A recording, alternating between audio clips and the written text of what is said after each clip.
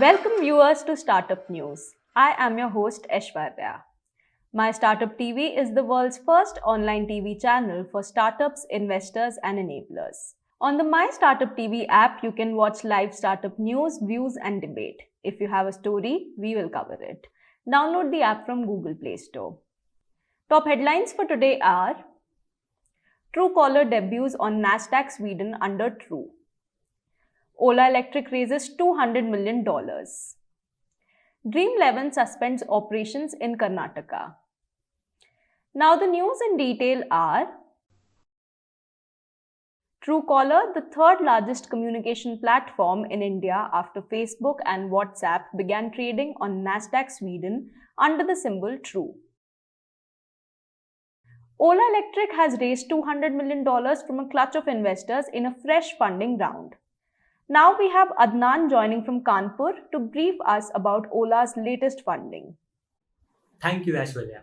So, Ola Electric has raised $200 million in a fresh round of funding, and thus the total valuation of the company now stands at $5 billion.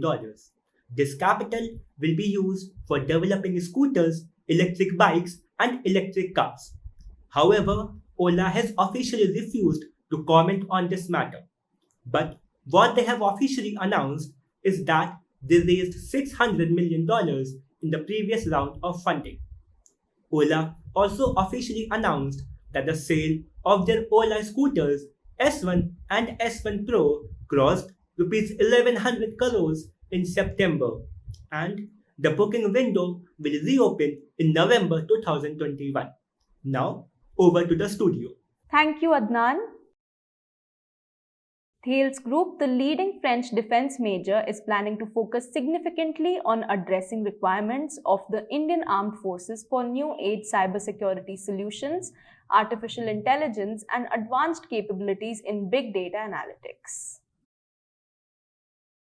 IFIA Latin America ABPIR has opened its first international office in Bangalore in association with Sparkinov Innovation Platform, Ask Mentor, and My Startup TV. Now I have Himanshi joining me from Karnal, who will tell us details about the inauguration event. Thank you, Ishwarya. IFIA ABPIR Latin America inaugurated its first international chapter office in Bangalore, India on 9th of October 2021. So their aim is to spread invention, culture, support and solve inventors' challenges in intellectual property and technology transfer. It is on the mission to boost innovation-led events which bring in various community members, academicians, researchers, startups which will introduce them to the world of IFIA.